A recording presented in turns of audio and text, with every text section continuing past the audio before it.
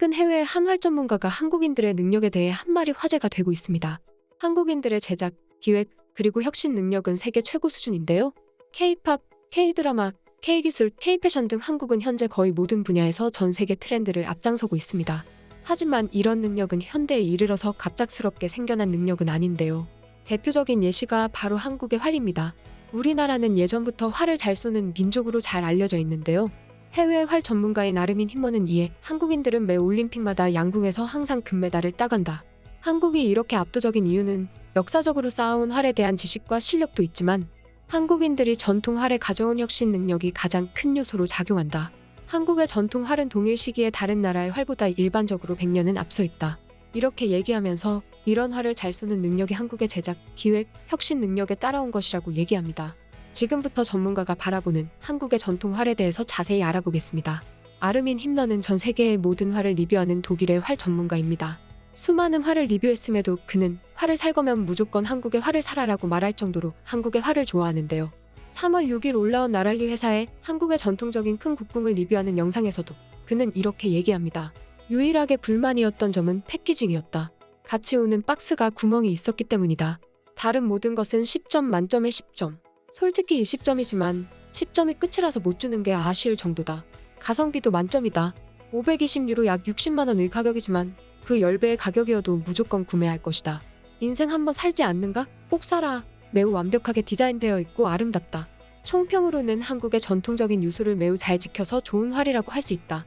유일한 문제는 회사의 문제였다. 한국의 활들을 보면 항상 패키징에 문제가 있는데 너무 완벽한 제품을 보여줄 수는 없으니까 일부러 구멍을 뚫는 것 같다. 이렇게 얘기하면서 한국의 활은 항상 완벽해서 문제를 만들어야 한다고 얘기합니다. 해외의 네티즌들도 이렇게 반응했는데요. 우와, 정말 아름답게 생긴 활인 것 같아. 진짜 잘 만들어졌어. 한국의 활은 항상 깔끔한 것 같아. 활 시위가 당겨져 있을 때 너무 모양이 이쁜 것 같아. 다른 나라의 활들은 밑에 무늬가 많이 가던데 한국의 활은 완벽해. 역시 난 한국 디자인이 좋은 것 같아. 기후가 다른 지역에서도 어느 정도 버티거든. 사계절이 있어서 그런가? 정말 기술력은 한국이 압도적인 것 같아. 나중에 한번 탑10 한국 활들을 만들어줘. 한국의 활을 구하고 싶어. 항상 다른 나라의 활을 볼 때마다 왜 디자인이 이렇게 비효율적으로 되어 있지? 라며 이상하게 생각했던 게 한국의 활에는 없어. 한국이 드라마 만드는 능력을 여기서 가지고 왔구만. 해외의 드라마를 보면서도 왜 이렇게 이야기 복잡하게 만든 거지라고 생각한 게 한국의 드라마에는 똑같이 없었거든. 난 역시 한국의 활이 가장 좋은 것 같아. 다른 전문가들도 항상 한국 활을 추천하던데 역시 활의 모양이 너무 이쁜 것 같아. 너무 좋아. 이렇게 얘기하면서 해외 네티즌들도 한국이 디자인한 활을 선호한다고 말합니다. 해외 사람들이 많이 찾는 한국의 전통 국궁 중에서는 가야궁도 빼놓을 수 없는데요. 컴베 나처리 회사에서 만든 한국 전통 가야궁에 대해서 이렇게 평가합니다. 제품이 오면서 끝이 손상되었다. 패키징과 손상된 부분 빼고는 완벽하다. 가야궁이라는 디자인 자체의 내구성이 좋다 보니 손상된 부분도 성능에는 영향이 없다.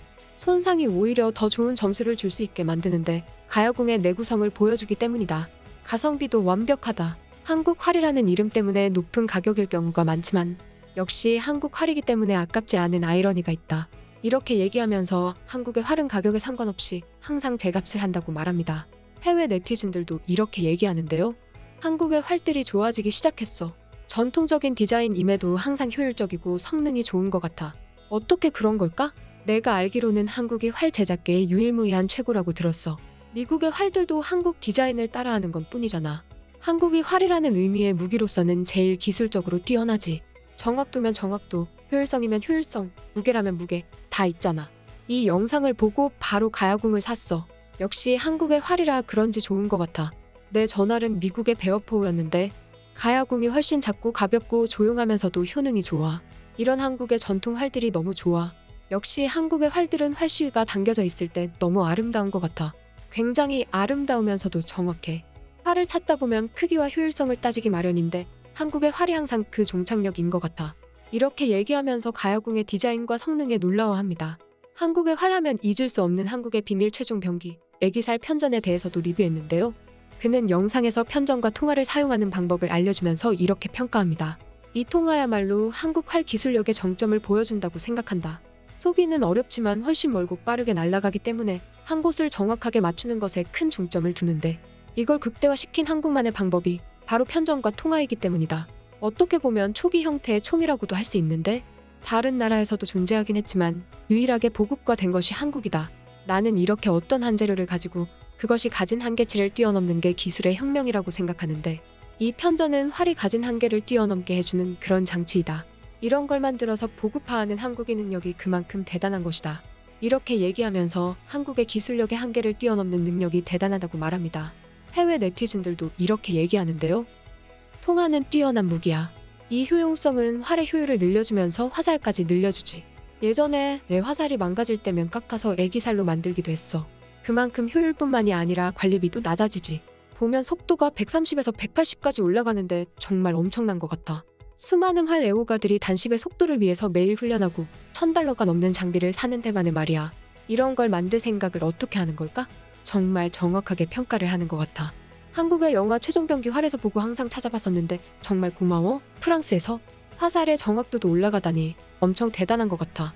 훈련량도 어마어마한 것 같은데 한국은 어떻게 보급한 거지? 맞아.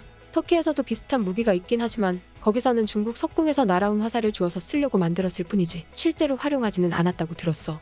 이런 걸 보면서 난 한국이 다른 나라들이 활을 만들 때 총을 만들려고 했다고 생각해. 그 당시 가능한 방법으로 말이야. 이런 게 잘 알려지지 않다는 게 놀라워.